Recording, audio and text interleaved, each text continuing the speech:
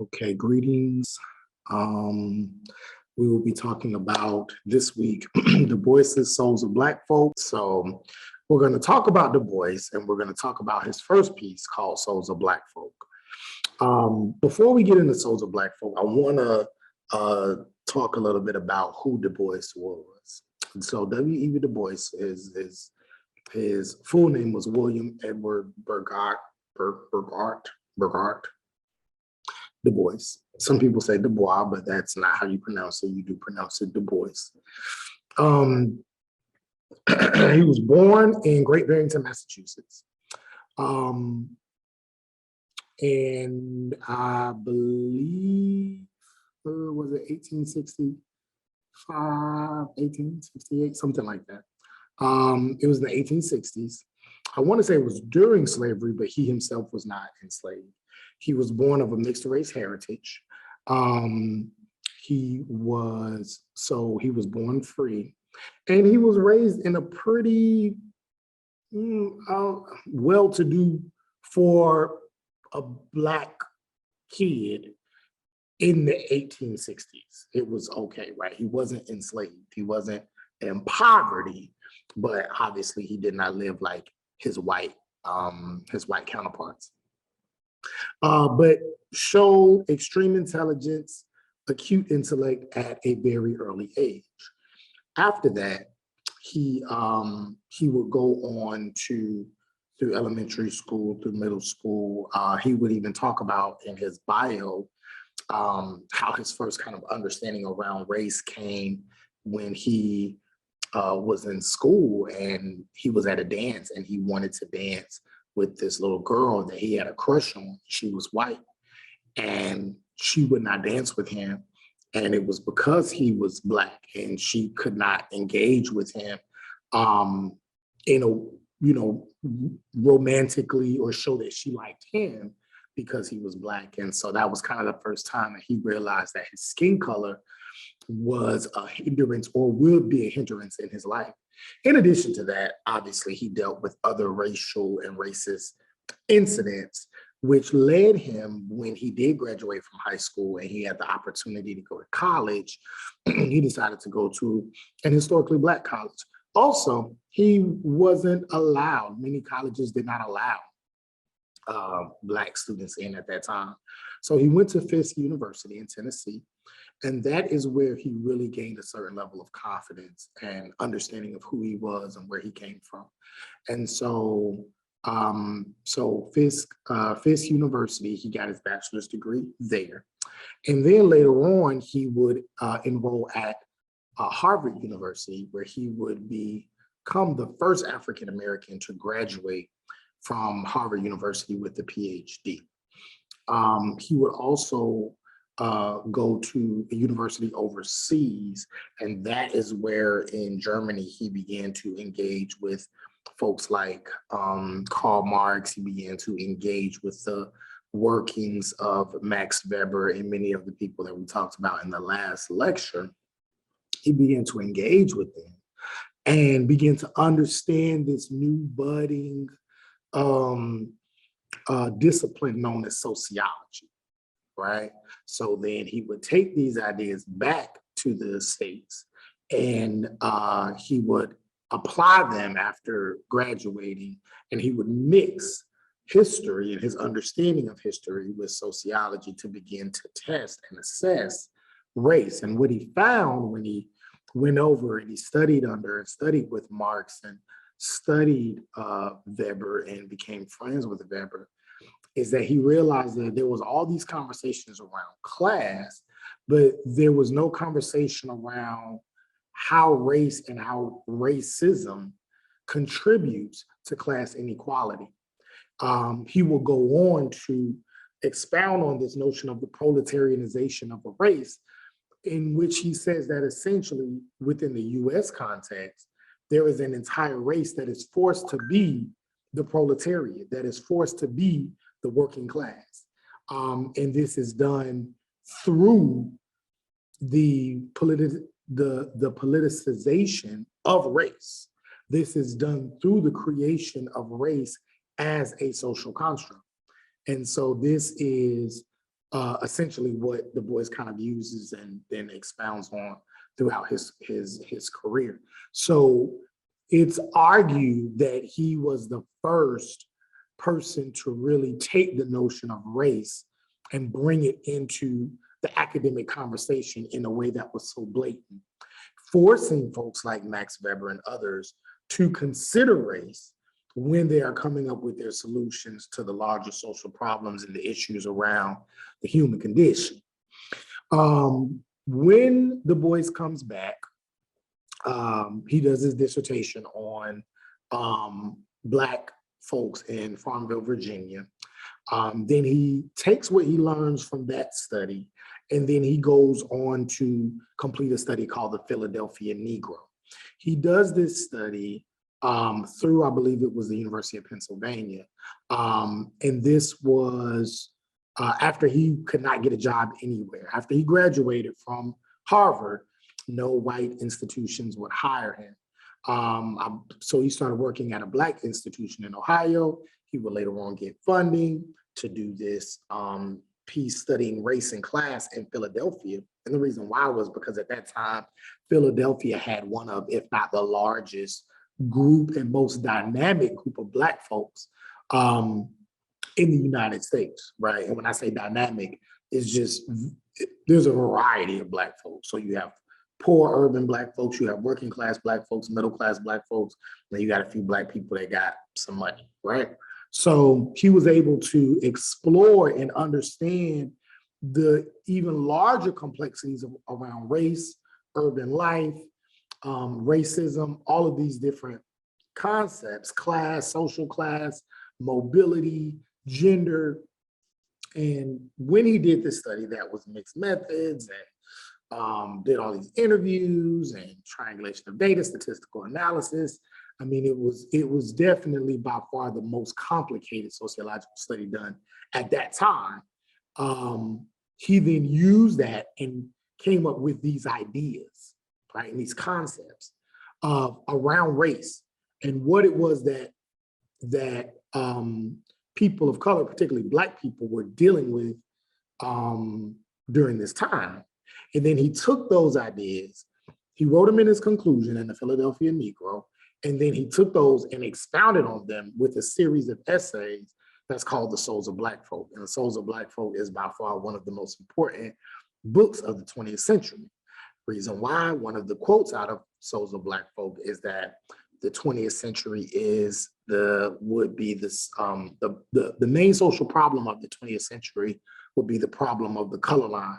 And we see that going throughout the 20th century, that the issue of race and the issue of color will be an ongoing one. So he kind of foresaw that, and that philosophical statement definitely reigned true throughout the 20th century. Whether you're talking about Black people, whether you're talking about our Jewish brothers and sisters, whether you're talking about the Brown Power movement, the Chicano movements of the 1960s and 70s, various racial movements that make up the significant elements of the 20th century. So after that, Du Bois would then get a job at Atlanta University, where he wouldn't start the sociology program, but he would help expand the sociology program by putting his hands on major studies that were coming out during that time and training the next generation of sociologists. So he would do that at Atlanta University, making Atlanta University the home, essentially, of sociology, as well as some people will call the University of Chicago the home of sociology as well. So making both of those cities and those universities very important in establishing the role of sociology in American life and in American higher education. Then later, he would move to Harlem, where he would be very much involved with the Harlem Renaissance. Some of you may be familiar with the Harlem Renaissance. And this was just a rebirth of Black folks. This is where you get the popularization of jazz. This is where you get a lot of your famous poems, poetry, artwork, music, style, from the story of the Harlem Renaissance. And so Du Bois played a huge role in being a voice of the Harlem Renaissance and a leader of the Harlem Renaissance. And then after that, Du Bois would continue doing research. He would continue to write. He would continue to fight for the rights of Black folks and the rights of people throughout the rest of his life. He would talk about voting rights, politics. He was absolutely considered a world-class leader, at that time being considered a Negro leader, a world-class leader for racial equality and equal rights and human rights. Over time, Du Bois would eventually subscribe to communism, and then later he would get tired of fighting because he started to realize and he felt that there was really no point, and that the way in which the United States functioned was the way it was going to always function. And he didn't feel that there was a need to try to create a more harmonious, racially harmonious nation within the United States. He eventually would move to Ghana, and he would stay in Ghana until he would pass away. I believe he passed away the year that Dr. King gave his I Have a Dream speech. And so that is the story of W.E.B. Du Bois. And so I think that is important, again, just to give kind of a backdrop of who he was, and to show his significance, not only to sociology, but to our understanding of race as a whole, regardless of if you're coming from a psychological point of view, historical, et cetera. Du Bois can be found in all areas of academic life. And so, with that being said, what I want to focus on today, two pieces. One is a piece he wrote called Souls of Black Folk, a collection of essays on race. And then another one is this one called Dark Water. And in Dark Water is where you will find the souls of white folk. That is where you will find souls of white folk. So what I decided to do was to just give you just a chapter, but in this book called Dark Water, you will see a chapter, it's in chapter 2, where you will see a piece called Souls of White Folk. So we're going to talk about those two pieces, and then after that, you know, you can take a break or you can watch it. Well, we'll talk about that in this video, and then in the next video, I will talk about Fagan's Racist America. So that is that. All right, so going to the second slide. The first thing that Du Bois asked in Souls of Black Folk is, how does it feel to be the problem? He says, this is the real question. How does it feel to be the problem? And it's interesting because he's talking to Black people, African Americans, but a majority of African Americans probably can afford to buy this book and may not be able to read and understand the language that he's talking about. They can understand the concepts, but many of them don't have a middle school education, right? At the very least, a high school graduation, and he's, you know, using Harvard academic language. So is he really talking to Black people? Sort of, but not really. He's really talking to white people about Black people and relaying the messages and the realities of Black folk to white people, right?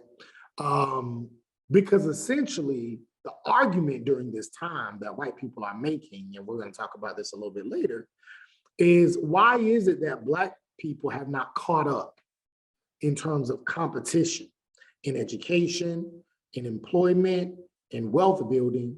Why have they not caught up to white people? Why is it taking them so long? Yes, we can understand because of slavery, why there would be those barriers, but Souls of Black Folk was published in 1903. Slavery was abolished, sort of, in 1865. So it's been a couple decades now. What's taking y'all so long, right? A lot of these ideas around race and the reason why particularly African Americans, were held to a substandard conditions, and they were essentially people who would be considered ignorant or uneducated or not prepared to do things for themselves and on their own. And it was because of their own personal, their own personal setbacks, their own individual, I guess their individual ignorance, their individual laziness. They consider the issue of race a trouble, not an issue. And we talked about that last in one of the previous videos. And so it was Du Bois who's now questioning this. Okay, well, let's ask them, how does it feel to be a problem? If they are the ones that are considered to be problems in our society, let's see where the problem really lies. So he asked them, how does it feel to be the problem? And then he says, and the question that they're asking themselves, and they're asking God, why did God make me an outcast? Why am I a stranger in my own house? What do you think that question means coming from African Americans, coming from Black people in the early 20th century? Why did God make me an outcast, a stranger in my own house? I want you to take some time and think about that. You can pause the video here. And then coming back, one can say that maybe African Americans, Black people are feeling like, many of us have been here since the creation of this country. Many of our grandfathers and grandmothers contributed to, or maybe even fought or participated in some way in the Revolutionary War since the birth of this country, and absolutely the Civil War. So we've been here. In fact, this country was built on our backs. The White House, we built. These big universities in the South, we built. These highways were built and are still being built by us, by people that look like us. If you look at the chain gangs, if you look at the history, there's a Slavery by Another Name, the documentary. Later on, we're going to read the new Jim Crow.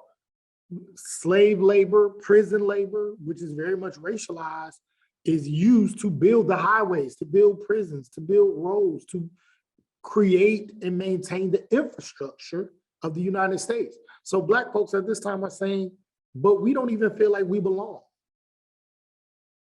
When we see the flag doesn't feel like us. I know it's supposed to, but it doesn't mean the same thing to us that it does to you. We feel like strangers in a house that we build. God, why am I an outcast? Why am I the one that's cast away? Why am I the one who the laws don't apply to? And so these are the questions that Du Bois is saying Black folks are asking themselves and are asking God after he's done this very extensive study. I think it was like a 2-year study in Philadelphia. And one of the things he finds is this notion that Black folks have what is called a veil.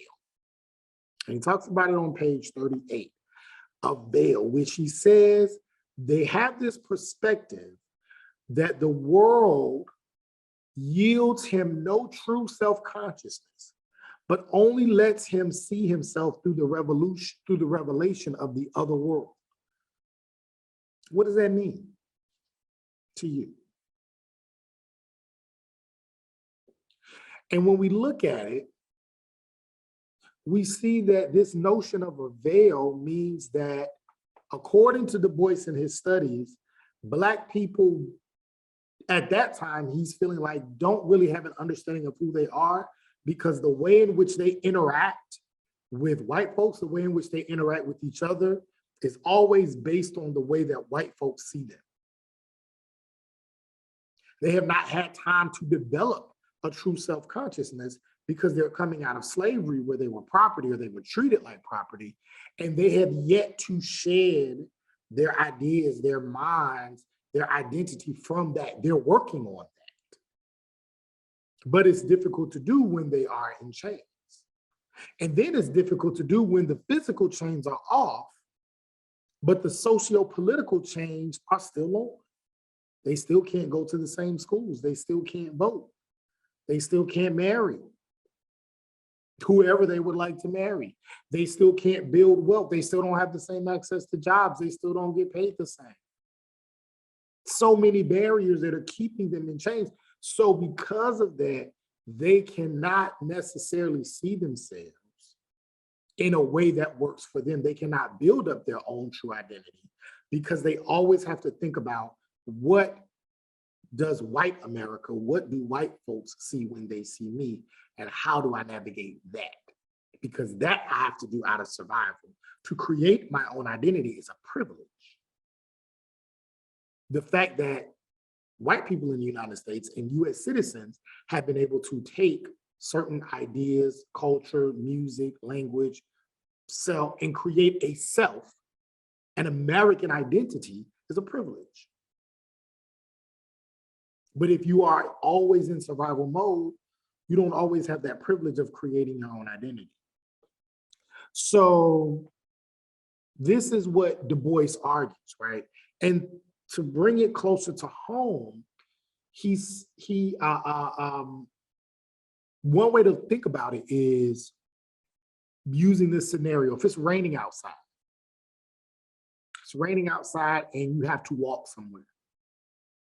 So you decide that you want to get something to cover your head. Some people, if you don't have an umbrella, you may go in your closet and you may find a hoodie. You may take that hoodie and you'll put the hoodie on, and then you'll go outside and you'll walk. If you're a white person, you might do that. If you're a woman, you might do that.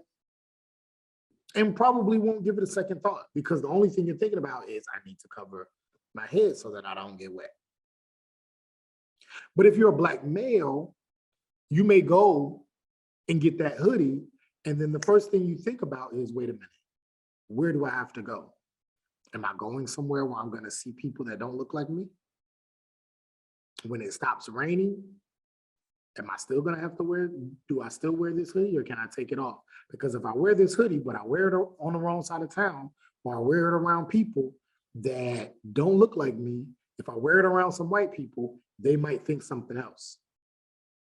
I may have to be careful if I wear this hoodie. Now, he may still choose to wear it, or he may not wear it, depending on his choice, but you can almost guarantee that there's something that crossed his mind.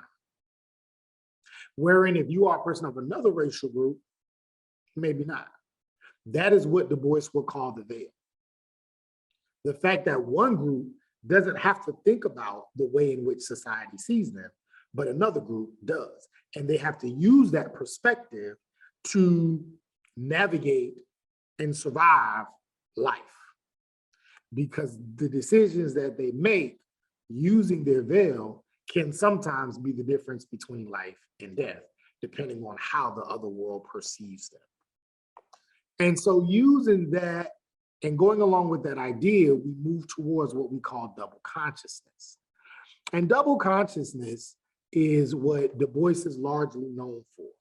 Typically, if you hear people bring up Du Bois, especially in mainstream discourse, they usually bring up his notion of double consciousness.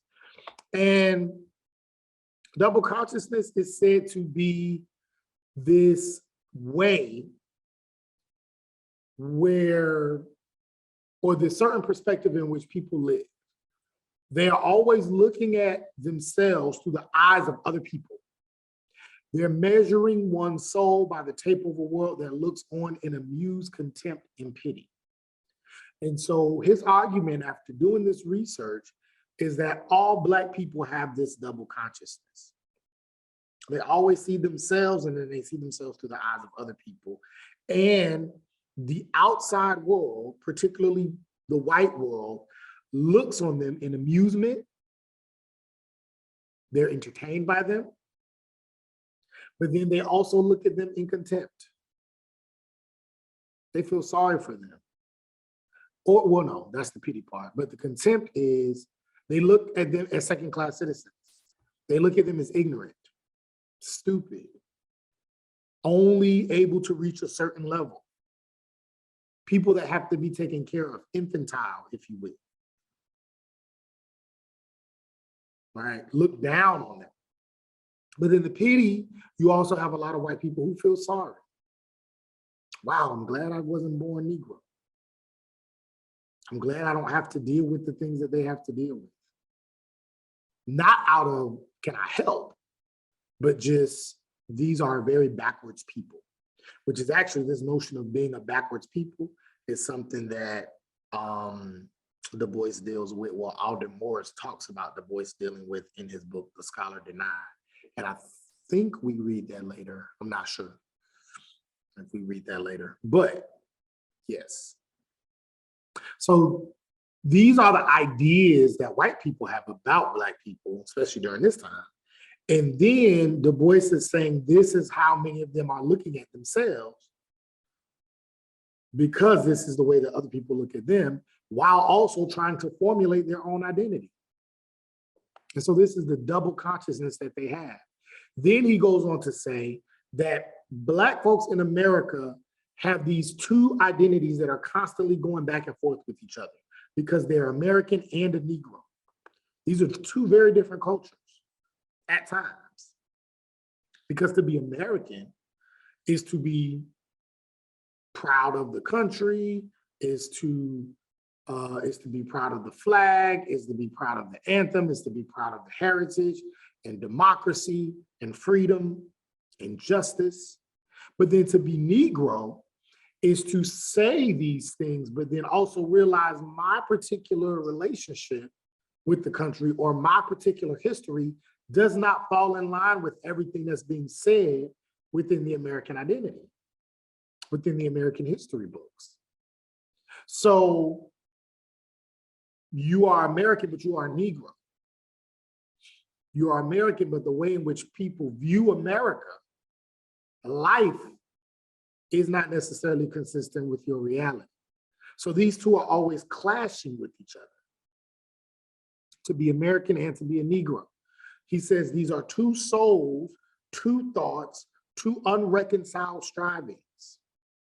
They're striving to create harmony within one, what he says, one dark body. And the dogged strength of Black people alone is the only thing that keeps them from literally going crazy. Their own strength, their own culture that they're creating, their faith, their push, their struggle for humanity is the only thing that keeps them from going crazy. Because these two identities are always going back and forth with each other. Now we might call this maybe code switching. You may have heard the term code switching. This is kind of an example of double consciousness. You go into one place and you have to put on a certain demeanor, dress a certain way, use a certain language, behave in a certain way that may make people comfortable, and then you go into another space and then you may act differently. And this can be related to race, but now in present day life, you can even apply it to class. If you come from a poor working class background, but then you're able to achieve mobility and you have money and you have resources, but then you have friends from your old background, your old neighborhood, your old school, and you want to relate to them, but then you also have friends in your new life of, middle class or upper middle class or whatever, and you want to relate to them. So there is this two-ness. It can also be a gender thing. Women have to constantly think about themselves and then also the way in which men will look at them. If you identify as a male, there's probably never been a time where you looked in your closet and you decided not to wear something because you didn't know if you would be sexually harassed or mistreated based on what you were wearing in terms of being grabbed or being called out of your name for a sexual reason. But I can guarantee you every person who identifies as a woman that is looking at this has absolutely had to do that. I can't wear that skirt because I'm going here and I don't want to send off the wrong message. I can't wear that blouse. People may think it's too revealing. So that's a certain idea or, example of a double consciousness outside of race. So what Du Bois did when he was creating this analysis is he starts this conversation, and then later on we can even apply this again to other social locations. And then there could even be almost this triple consciousness. When I was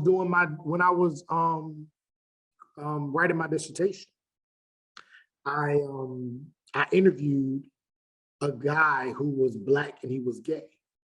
And he talked about going into the barbershop and how much he loved the barbershop.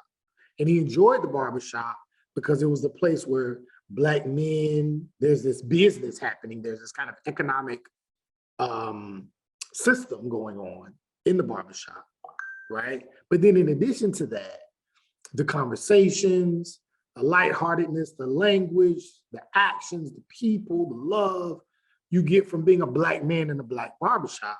But then he also talks about how he would hear terms that were demeaning to the LGBTQ community. He would hear these terms and he would feel disconnected from this place that he loved. He would have to sometimes quiet himself because maybe he didn't want to out himself to these people, but they're using language that are derogatory to his sexuality. And so these are the things, there's almost this triple consciousness. There's race here, there's gender here, and there's sexuality here. So as we begin to develop and grow and our identities become more dynamic, we start to expand what Du Bois started in terms of this discussion around double consciousness. Now, as you read further into this chapter, you see that, you can go to the next slide, Du Bois also talks about this search for freedom. Search for freedom on pages 40 and 41. So what he's saying is that Black folks aren't just sitting back and saying, woe is me, we're trying to get free, people are holding us back. No, there is this constant move and this search towards liberation, freedom, equality, justice, peace, happiness. There is this pursuit of happiness. And there's all these different avenues to which they have looked and tried to gain this pursuit of happiness, to gain this freedom that they believe is available in this country. The first thing they tried to do was vote. Du Bois says they believe that voting would be the key to equality because it was taught in the 19th century. It was believed if you could vote, then you could put somebody in office that can represent your interests and help to ensure that you can have policies and laws put in place that will protect you. And that was the thing that was said to be the element of the United States that made this country unique. Other countries, whether they were African countries, European countries, et cetera, Asian countries, did not have this democracy element, did not have this representative government. Granted, that wasn't new. Historically, there were other groups and other governments that had this. But at that time, this is what's kind of being said, that the United States was the first one to use this or to bring up this idea and apply it on a mass scale. So when Black folks became free, the first thing they did was, we got to try to vote so that we can put people in office, even if they are white, that are going to protect our interests. They're going to want our votes. So we're going to tell them, hey, make sure we have equal this, make sure we have right to education. Make sure we can start our businesses and our businesses be protected from vigilantes, the white vigilantes, the Ku Klux Klan, etc. Make sure that we're protected. They tried it, but eventually voting rights were eradicated for Black men and never existed for Black women until 1965. And white women until 1919. And Black men at first, and then they got taken away, and then they wouldn't get those back until 1965.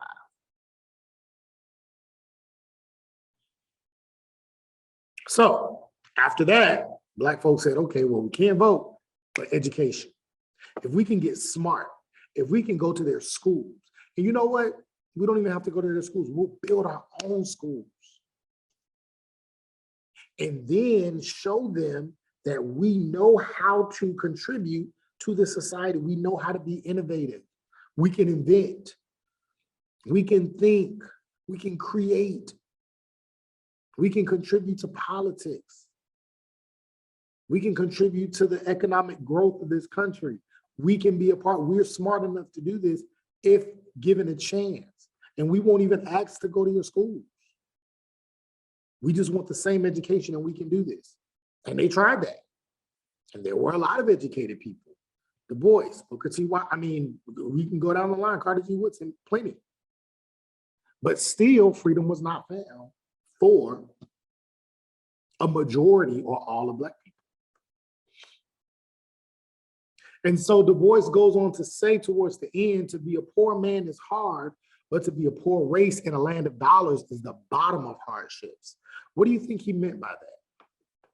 To be a poor man is hard, but to be a poor race in a land of dollars is the bottom of hardships. Think about that.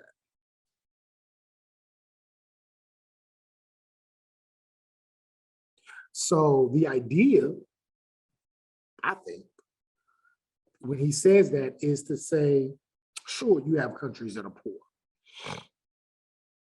You can be an individual in a poor country and you're poor, and that's understandable.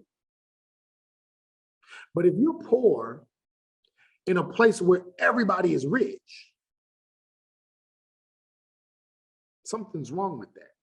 See, here Du Bois, decades before C. Wright Mills did, is already talking about troubles and issues. If I'm poor in a poor country, that is a, well, I guess that's a larger issue, but that's an issue that one can understand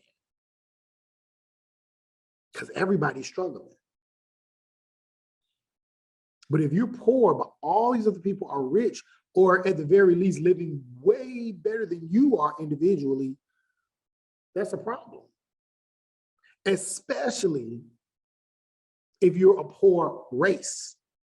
Notice he says to be a poor man is hard, but if your entire race is poor, but the country in which they live in has money galore, riches galore, resources galore, that's an issue.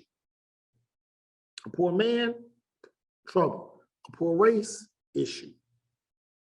And so what he says to his colleagues who are blaming Black folks for their second-class citizenship, he's saying, you have asked these people who have been handicapped to race with the world. But you have not given them the time and the thought to be able to deal with their own social problems. These are the problems that you created for them. So you created these problems, you gave it to them, and then you're saying, now catch up to white people. What's taking you so long? When you have not completely freed them from these chains to begin with. Yes, physically,